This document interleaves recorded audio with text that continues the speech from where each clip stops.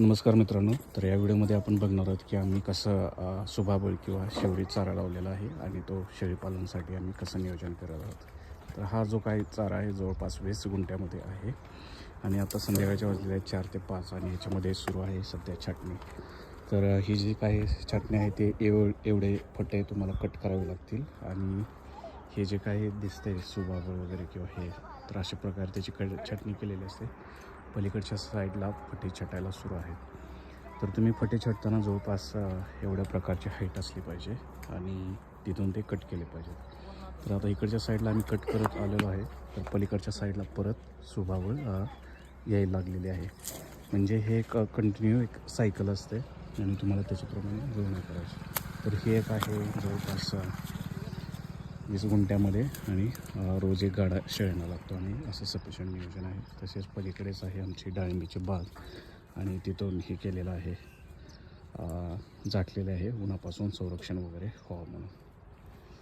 तर बरेच बांधव विचारत होते की तुम्ही कसं लावलेलं आहे आणि ह्या चाळ्यावर वगैरे आम्ही ड्रीप वगैरे केलेले आहे. प्रत्येक ह्याच्यातून व्यवस्थित पाणी वगैरे जातं, त्यामुळे जास्त काही करायची गरज नाही आणि कमी ह्याच्यामध्ये खूप चांगला आणि राईट क्वालिटीचा चारा आहे. नमस्कार मित्रांनो. तर शेळीपालन चाऱ्याविषयी माहिती सांगत असताना मी आज बोलणार आहे गिनीगोल किंवा दुधी गवतबद्दल. तर इथे आम्ही 10 ते 15 गुंठ्यामध्ये हा गिनीगोल केलेला आहे. तर याचं एक सायकल असते की एका साईडनं हा गिनीगोल जोपर्यंत तुम्ही काढताय तोपर्यंत दुसऱ्या कडेला तो गिनीगोल मोठा झालेला असतो. म्हणजे हे continue end to end cycle असते आणि याच्यासाठी आम्ही ड्रिप ही केलेला आहे किंवा हा गिनीगोल आम्ही मधूनच भिजवत असतो. त्याच्या साईडला आहे सुभाबळ वगैरे चारा, तर त्याचा व्हिडिओ मी टाकला होता.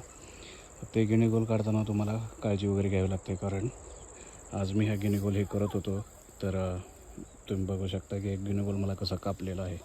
तर ह्या जखमा रोज सुरू असतात, तर तुम्ही थोडीशी काळजी घ्या. परंतु शेतकऱ्याच्या लाईफमधील हे जे स्ट्रगल आहे ते रोजचंच आहे आणि त्याला काही मार्ग नाही आहे, कारण तुम्ही जेवढा घाम गाळाल रक्त गाळाल तेवढं तुम्हाला रिटर्न पण मिळते. तर चला, हे चांगलंच आहे आणि याचे असेही शेतीमध्ये काही त्रासदायक थोडेसे इश्यू असतात, पण इट्स ओके. तरी संध्याकाळची वेळ आहे, सूर्य मावळतीस आलेला आहे. मे बी तुम्हाला हे कंट्रोल करता येईना मला. त्याचे साईडला हे असंच आहे. तर आता सर्व काही आमचं सुभाबळ काढून झालेले आहे, हा गिनीगोल. तसेच काल मी एका व्हिडिओमध्ये तुम्हाला हे दाखवलं होतं की आमचं कडवळ वगैरे, तर तेही काढून झालेलं आहे. असं तिन्हींचं मिळून मिश्रण बनवलं जातं आणि ते कुट्टीमध्ये हे करून शेळ्यांना ती कुट्टी दिली जाते. तर तुमच्याकडे वगैरे कसे तुम्ही शेळीपालनाचं नियोजन करता किंवा जनावरांचं, त्याच्याबद्दलही कमेंटमध्ये सांगा आणि व्हिडिओ कसे वाटत आहेत ते सांगा. थँक्यू. नमस्कार मित्रांनो. तर हे आहे आमचं शेळीपालन शेड आणि ज्याचा पाठीमागून असा व्ह्यू दिसतो. तर त्याच साईडला आहे आमची डाळिंबाची बाग. तर मी 1-2 व्हिडिओ अपलोड केले होते डाळिंबाच्या बागाबद्दल आणि शेळीपालनाबद्दलही. तर बरेच बांधवांना ॲक्च्युली काही डाऊट्स आहेत, क्वेश्चन्स आहेत आणि ज्यांना पर्सनली मला कॉन्टॅक्ट वगैरे करायचा आहे किंवा बऱ्याच जणांना आमच्या शेडला वगैरे व्हिजिट द्यायची आहे. तर मित्रहो, जे काही मी इथे व्हिडिओमध्ये सांगतो ते रिअल आहे. ॲक्च्युली तुम्ही इथे येऊन जरी व्हिजिट दिला तरी तुम्हाला तेच सत्य दिसणार आहेत, कारण बऱ्याच जणांचे प्रश्न हेच आहेत की शेडचा साईज, खर्च आणि तुम्हाला खरा नफा किती होतो किंवा काय आहे. तर मित्र, प्रत्येक व्हिडिओमध्ये मी तर ते सांगितलेलं आहे आणि मी काय करतो की तिथे एक ईमेल ID वगैरे देतो. तर मोस्टली आमच्या इंस्टाग्राम चॅनलचा उद्देश आहे की आम्ही हे काही शेळीपालन शेड वगैरे जे आहे किंवा आमच्या शेतीमध्ये जे काही नवीन होत आहे त्याची एक माहिती मोस्टली लोकांना द्यावी. आणि सध्या तुम्हाला माहितीच आहे की एक सोशल मीडियावरून ही बरेचसे कस्टमर्स किंवा लोकांचे कनेक्ट करता येतं आणि त्याच्यातून वेगवेगळ्या संधी किंवा अपॉर्च्युनिटीज निर्माण होतात. तर जर कोणाला याच्यामधून जर प्रमोशन्स करायचे असतील किंवा त्यांचे काही प्रोडक्ट्स वगैरे जर करायचे असतील तर त्याच्यासाठी आपण प्रायोरिटी देऊ. आणि जर काही तर बांधवांचे क्वेश्चन्स असतील शेळीपालनाविषयी, शेतीविषयी किंवा काही, तर मोस्टली तर ते क्वेश्चन्स कवर केलेलेच आहेत आणि प्रत्येकाचे क्वेश्चन्स तर त्याच रिलेटेड आहेत. जवळपास काही जणांना खरेदी करायची आहे शेळ्या किंवा पाठबोकडे किंवा हे. तर ॲक्च्युली आमच्या शेडमध्ये ऑलरेडी जो काही शेळ्यांचा स्टॉक आहे किंवा बिटल बोकडं वगैरे, तर ऑलरेडी तो कमी पडत आहे, कारण इथे कस्टमरच एवढे येत आहेत, व्यापारी एवढे येत आहेत आणि ते लगेच घेऊन जात आहेत. त्यामुळे सध्या तरी तो बाहेरच्या यांच्यासाठी मोस्टली अवेलेबल नसणार आहे आणि ज्यावेळेस तो अवेलेबल होईल त्यावेळेस आम्ही कमेंट करून तुम्हाला नक्की सांगेन. तसेच मी एक तिथे ईमेल ID वगैरे ॲड करेन पेजवरती. तर तुम्ही तिथून जर तुमचे काही जेन्युइन क्वेश्चन्स असतील किंवा काही, तर तुम्ही तिथे विचारू शकता. असं डिरेक्टली सर्वांना तर मेसेजवरती रिप्लाय देता येणं थोडंसं मुश्किल आहे, तरी पण आम्ही ट्राय करू. थँक्यू. शेडच्या कडेला हे आम्ही अगोदर आंब्याची छोटी झाडं आणली होती. तर आता हे आंब्याची झाडं एकदम आंब्याने भरभरून गेलेली आहेत आणि सध्या हा आंब्याचा सीझन आहे. तर हे जरी आंबे एकदम छोटेसे दिसत असतील तर ह्या आंब्याची चव एकदम गोड आहे. आणि इकडच्या झाडाला जर बघितलं तर ह्यालाही खूप आंबे आलेले आहेत. पलीकडेच बघितलं तर आमच्या शेतातील हा चारा मेथीगत चारा, आणि सध्या आता ड्युटी सुरू झालेली आहे की तो चारा गिनीगोल वगैरे सर्व आणायचं. आणि हे आंब्याचं झाड बघा किती लकडवून गेलेलं आहे. तर हे एकदम एवढा गोड हा आंबा लागतो हापूस आंब्यासारखा. तर अशी बरेचसे झाडं आम्ही बांधाच्या कडेने लावलेली आहेत रस्त्याच्या कडेने. त्यामुळे यावेळेस आंबे झालेले आहेत. तर पुढच्या वर्षी तर हे आंबे मार्केटला न्यावे लागतील, कारण एवढे घरी काय चालणार नाही. तर काही आंब्याचं लोणचं वगैरे घालून ठेवलेलं आहे. तर मित्र, तुम्हाला कसं वाटलं सांगा, आणि तुमच्याकडे वगैरे आंब्याचं कसं नियोजन आहे सांगा. नमस्कार मित्रांनो. तर शेळीपालन चाऱ्याबद्दल माहिती देताना आणखी एकदा हे सांगावंसं वाटतं की आम्ही अशा प्रकारे इथे हा केलेला आहे मेथी घास. तर मेथी घास हा अगदी सेम टू सेम मेथी जे आपण भाजीपाल्यामध्ये वापरतो ना, अगदी सेम त्याच्यासारखं दिसतं आहे. तर तो जवळपास हा 4 ते 5 गुंठे किंवा 10 गुंठ्याचा मेथी घास असेल. आणि ह्या मेथी घासची वाढ एकदम खूप फास्ट होते. तर हा जो मेथी घास ज्यावेळेस तुम्ही लहान करडांना वगैरे देता ना, त्यावेळेस ते खूप आवडीने खातात आणि त्याचा एक रिझल्ट पण खूप चांगला मिळतो. तसेच हा मेथी घास तुम्ही चाऱ्यामध्ये पण मिक्स वगैरे करून टाकू शकता. आणि हा मेथी घास शक्यतो शेडच्या शेजारी वगैरेच लावा, जेणेकरून जास्त डिमांड राहील आणि तुम्हाला लवकर मेथा वगैरे पण आणता येईल. तर एका साईडला हा चारा कट केलेला आहे, एका साईडला आलेला आहे. तर ज्यावेळेस तुम्ही एका साईडला कट करता त्यावेळेस दुसऱ्या साईडला त्याची कंटिन्यू वाढ होते. म्हणजे एक सायकल जे आहे ते कंटिन्यू सुरू असलं पाहिजे. आणि अशा प्रकारे जर तुम्ही हे केलं तर नक्कीच तुम्हाला रिझल्ट मिळेल. याला जास्त पाणी लागत नाही. नमस्कार मित्रांनो. तर बरेच बांधव विचारत होते की शेळीपालनासाठी कसा चारा वगैरे केलेला आहे. तर ऑलरेडी मी एका व्हिडिओमध्ये दाखवलेलं आहे की आम्ही कशी सुबाबळ, शिवरी, गिनीगोल वगैरे केला होता. तसेच आम्ही एक आयडिया केलेली आहे की या ठिकाणी आम्ही ज्वारी लावली होती. हे सुगीचे दिवस आहेत. तर ह्या रानामधील सगळे ज्वारी वगैरे काढून झालेली आहे आणि ज्वारी वगैरे घरी करून झाली. तर आम्ही ज्वारी काढताना ही ज्वारी अशी छाटून काढली होती. तर त्यामुळे काय झालं की परत ह्या ज्वारीला फुटवा आलेला आहे आणि परत याची वाढ पण खूप झपाट्याने होते, कारण इथे तुम्हाला बी वगैरे लावावं लागत नाहीत. ऑलरेडी मुळे वगैरे असतात आणि लगेचच शेळ्यांना त्याची वैरण खाण्यासाठी उपयोग होतो. तर तुमच्याकडे जर असं असेल तर तुम्ही तसं नियोजन केलं पाहिजे. ह्याला फुटी म्हणतात किंवा फुटवा काहीतरी, आणि ह्याला एक 3-4दा पाणी दिले की व्यवस्थित येते. सध्या इकडे ऊन खूपच असल्यामुळे जरा सुकलं आहे. आणि इकडच्या जर डाव्या साईडला बघितलं तर हे आहे आमचं डाळिंब, आणि डाळिंबाला उन्हापासून संरक्षण हवं. डाळिंबावर जास्त हे रोग वगैरे येऊ नये किंवा करपू नये म्हणून आम्ही अशा प्रकारे हे असं बांधलेलं आहे कापड. तर याचा रिझल्ट किंवा भाव आणि मार्केट वगैरे सगळं व्यवस्थित चांगलं मिळू शकतं. तसेच हे जर आमचे ताल वगैरे बघितलं तर आम्ही तालीवरती हे शिवऱ्या वगैरे अशा लावलेल्या आहेत. तर तुम्ही जिथे जिथे तुम्हाला शेतीचा जागा मोकळी मिळेल त्या ठिकाणी तुम्ही अवश्य झाडं वगैरे लावा आणि त्याचं कसंही बिझनेसमध्ये रूपांतर करता येईल त्याचा पुरेपूर उपयोग करा. त्यासाठी आम्ही ड्रीप वगैरे केलेले आहे ठिकठिकाणी. तसेच कडे साईडने आंब्याची झाडे वगैरे पण लावलेली आहे. त्यामुळे एकंदरीतच सगळीकडून म्हणजे वैरण वगैरे होते किंवा सर्व काही व्यवस्थित चालतं. तर व्हिडिओ वगैरे कसा वाटला आपल्या कमेंटमध्ये हे करा आणि चॅनलला शेअर, लाईक, सबस्क्राईब करा. थँक्यू. नमस्कार मित्रांनो. तर बरेच बांधव विचारत होते की तुम्ही जे शेळीपालन शेड केले त्यासाठी चारा वगैरे नियोजन कसं केलेलं आहे. तर मी आता शेतामध्ये आलेलो आहे आणि इकडच्या शेताच्या साईडला जर हे बघितलं तर तुम्हाला दिसून येईल की ही आहे सुबाबळ किंवा तुमच्या भाषेत याला शिवरे वगैरे म्हणतात असं काही. तर सध्या थोडंसं पाणी कमी पडल्यामुळे तुम्हाला ही सुबाबळ जरा अशी झालेली दिसेल. तर ही आहे एक जवळपास 15-20 गुंड्यामध्ये सुबाबळ. याचा एक रोज वैरणीचा गाडा असतो. हे आहे दुसरं गिनीगोल किंवा तुमच्या भाषेत याला दुधी गवती म्हणतात. तर ह्याचाही एक रोज गाडा लागतो. तसेच ह्याच्या पलीकडे एक आहे हिरवळ कडवळ वगैरे किंवा काही ना काय, तर त्याचाही समावेश असतो. याच्या व्यतिरिक्त तुम्हाला रोज एक गवताचा गाडा पण द्यावा लागेल. सकाळी शेळ्यांसाठी वैरण वगैरे किंवा जे काही कडबा वगैरे असते ते थोडंसं द्यावं लागेल. तसेच भुसा कुट्टा भुसा जो काय हरभरा वगैरे असतो त्याचा किंवा कुट्टी वगैरे हे ते. मित्र त्यामुळे असं तुम्हाला बऱ्यापैकी नियोजन करावं लागेल. तसे शेतातून ज्यावेळेस तुम्ही असं वैरण काढता त्यावेळेस असं तुम्हाला गाडा वगैरे यूज करावा लागेल, कारण डोक्यावरचे वैरण वाहणं हे ते काही सोपं नाही आहे. तर एकंदरीतच मी माहिती दिलेली आहे.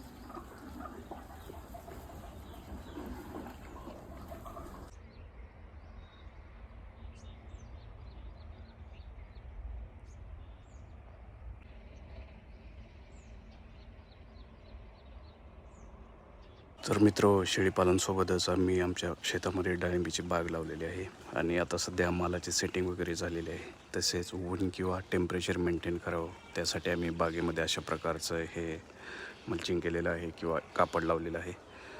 तर या कापडामुळे सध्या बाहेर जरी खूप ऊन असेल तरी इकडे आतमध्ये टेम्परेचर राहतं आहे. हवा खेळती राहण्यासाठी यामधून होल्स आहेत आणि याच्यामुळे हे जे काय आहेत फळ वगैरे त्याच्यावरती डाग वगैरे येत नाहीत किंवा त्याची क्वालिटी जी आहे ते एकदम व्यवस्थित राहते आणि याच्यामुळे मार्केटमध्ये भावही राहतो. तसेच फळांची किंवा झाडाची सुरक्षितता राहते आणि याच्यावर जास्त रोग वगैरे येत नाही. तसेच ऊन वगैरे जास्त असल्यामुळे ते जे काय पाणी वगैरे आहे बागेला ते पाणी वगैरे द्यायची क्षमता म्हणजे कमी लागतं पाणी आणि ओव्हरऑल सर्वच रिझल्ट याच्यामध्ये वाढतो. तसेच ह्याच्यामुळे काय होतं की जे काही बाहेरच्या शेतातून किंवा दुसरीकडून जे काही आजार किंवा रोग आहेत तेल्या वगैरे किंवा दुसरे काही तर ते अशा मल्चिंगनी येत नाहीत आणि झाडाची सुरक्षितता रोगापासून वाचते. तर तुम्ही जर डाळिंब वगैरे करत असाल तर तुमच्याकडे अशा प्रकारे मल्चिंग वगैरे करून घ्या आणि अत्याधुनिक टेक्नॉलॉजी किंवा ह्याचा वापर करा. तर हे जवळपास 1-1.5 एकर बाग आहे. तर ह्याच्यासाठी 70,000 ते 80,000 रुपये मल्चिंगचा खर्च आलेला आहे.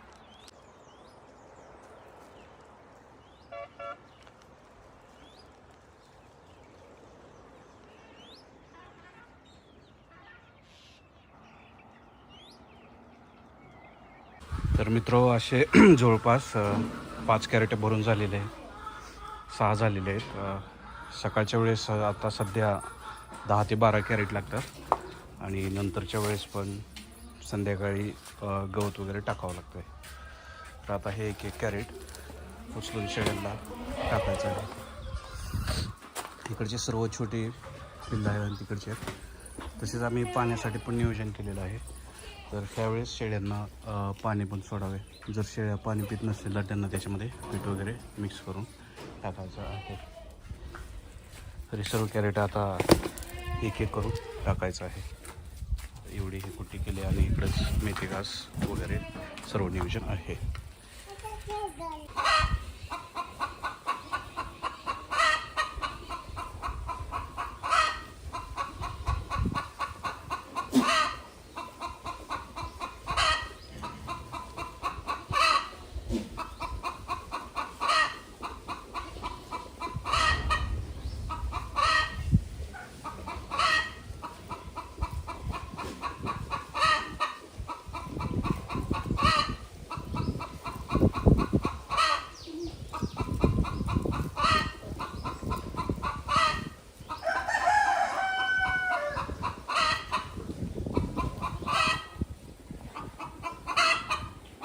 नमस्कार मंडळी, शेळ्यांना वैरण वगैरे सकाळी टाकलेली आहे. सकाळी जवळपास 10:30च्या वेळेस सकाळची वैरण येते आणि ही वैरण गिनी गोल कुट्टी मका असे सर्व काही मिक्स असते. तर प्रत्येक कप्प्याला वेगवेगळ्या प्रकारे वैरण असते. तर हा पहिला जो कप्पा आहे छोट्या पिल्लांचा कप्पा आहे आणि पलीकडचा जो कप्पा आहे तो शेळ्यांचा कप्पा आहे. तर सर्व शेळ्या आता तुम्हाला व्हिडिओमध्ये व्यवस्थित दिसतील. तसेच इकडच्या साईडला पण अशी छोटी पिल्लं आहेत. ही सर्व पिल्लं आहेत 3 ते 4 महिन्याची आणि सर्व एकदम आता वैरण खाता जे काय त्यांना खायला टाकलेलं आहे. आणि इकडे एका कोंबडीने आताच अंडं घातलं आहे. दुसरी कोंबडी अंड्याला बसली आणि कुठल्या काय ओरडायचं का थांबवणं झाले. तर मित्र चॅनलला शेअरला सबस्क्राईब करा. तुमचे काय क्वेश्चन्स असतील तर कमेंटमध्ये विचारा.